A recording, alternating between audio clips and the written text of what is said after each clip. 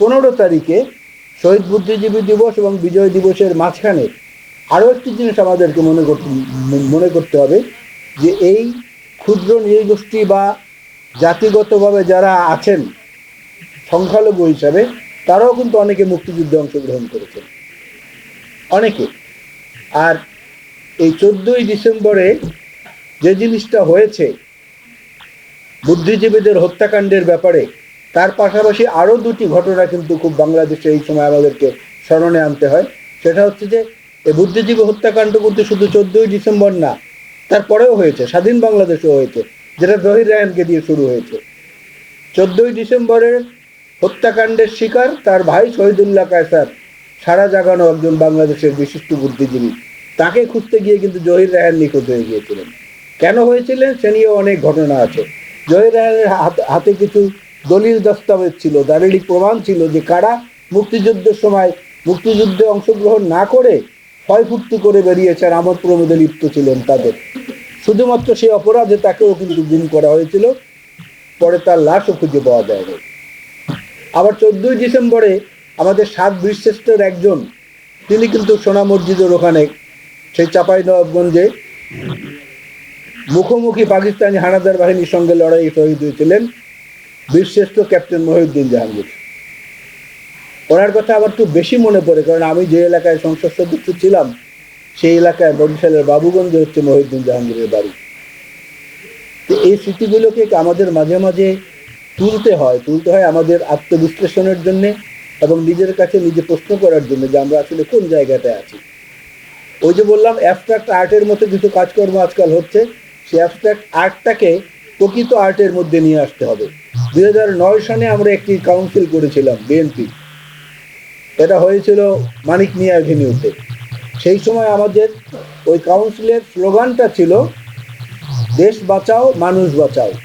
অনেকে তখন এইটা নিয়ে মস্করা করেছেন যে বিএনপি এই স্লোগানটা দিল এই মুহূর্তে, কেন দেশ বাঁচানোর মানুষ বাঁচানোর কি হলো। পরবর্তীতে কিন্তু দেখা গেছে 2014, 2018, 2024 এই পর্যন্ত এই স্লোগানটার তাৎপর্য কতটা ব্যাপক মাত্রায় প্রভাব বিস্তার করেছিল সাধারণ মানুষের মনে। 2016-তে আমরা সর্বশেষ জাতীয় কাউন্সিল করেছি বিএনপি, আমাদের সাংগঠনিকভাবে সর্বশেষ কাউন্সিল। সেই কাউন্সিলে আমাদের স্লোগান ছিল নানান মানুষ নানান মত, দেশ বাঁচাতে ঐক্যমত। সেটাই কিন্তু জুলাইতে পরিস্ফুটিত হয়েছে। জুলাই আগস্টে সেই স্লোগান এবং সেই ধারণা এবং সেই নিজের সত্তা বিলিয়ে দিয়ে সবাইকে এক সত্তায় একত্রিত করা, এটাকে কিন্তু আমরা তখন দেখিয়েছি। আজকে নির্বাচন কমিশনের মধ্যে যেটা হচ্ছে সেটা তো শুধু আমাদের বিবেচ্য বিষয় না, আমাদের বলার ব্যাপার না। সাবেক নির্বাচন commissioner brigadier general Sakhawat Hossain, বর্তমান সরকারের উপদেষ্টা, উনিও সম্প্রতি গতকালকেই বলেছেন যিনি বর্তমান নির্বাচন কমিশনের কর্মকাণ্ডে উনি হতাশ এবং এটা আরো বিস্তারিত ব্যাখ্যা উনি দিয়েছেন যে কেন এটা হতাশ, কেন তিনি হলেন।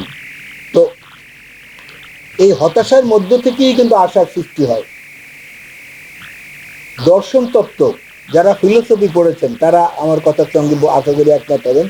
দর্শন তত্ত্বে কিন্তু শূন্য এবং জিরো দুটোকে একভাবে দেখা হয় না। শূন্যকে বলা হয় ভয়েড, VOID ভয়েড, আর জিরোকে বলা হয় ইটস বিগিনিং, এখান থেকে শুরু হয়। এই জন্য কারণ একটা জিরোর উপরে অনেক কিছু সংখ্যা নির্ভর করে।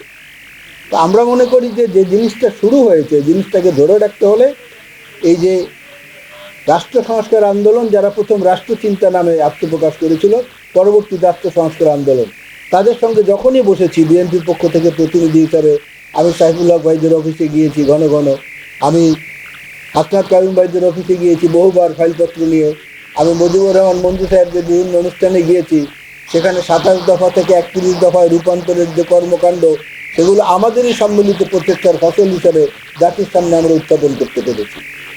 কিন্তু আমরা ইতিহাসের কোনো জায়গায় নিজেদের স্থান করে নেব এই আকাঙ্ক্ষায় কিন্তু এই কাজগুলো আমরা করিনি, কেউই করিনি। এখানে আমরা আমাদের আত্মজিজ্ঞাসা, আত্মপরিচয়ের বাস্তব প্রস্ফুটনের যে আকাঙ্ক্ষা নিয়ে, তীব্র আকাঙ্ক্ষা নিয়ে আমরা এটা করেছি।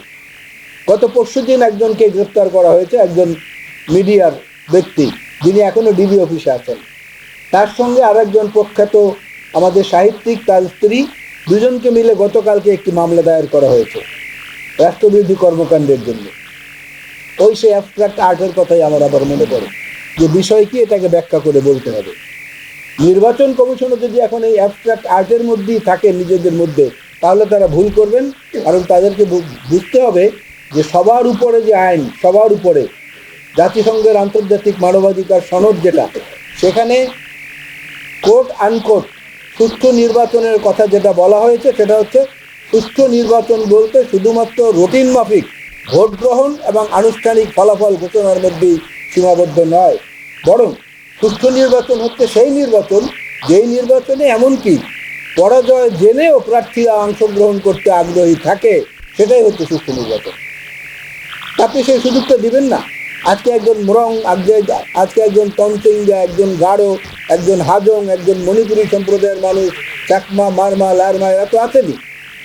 বেদে সম্প্রদায়, হিজড়া সম্প্রদায়, তাদেরও তো অধিকার আছে রাজনৈতিক দল করার, ভোটাধিকার প্রয়োগ করার। সুতরাং আপনি বাধা দিবেন কেন? রাষ্ট্র সংস্কার আন্দোলনের মতো এরকম একটা আধুনিক বিজ্ঞান মনস্ক চিন্তা ভাবনার সংগঠন, তাদেরকে অবশ্যই তো অগ্রাধিকার দিয়ে এই জিনিসটা করা উচিত ছিল। আইনি বন্ধন পাক। এজন্য আমি ব্যক্তিগতভাবে এবং আমার দল বাংলাদেশ জাতীয়তাবাদী দলের পক্ষ থেকে সব রকমের সহযোগিতা এবং যেখানে যেটা করার প্রয়োজন রয়েছে সেটা আমরা ইনশাল্লাহ আপনাদের পাশে থেকে করব।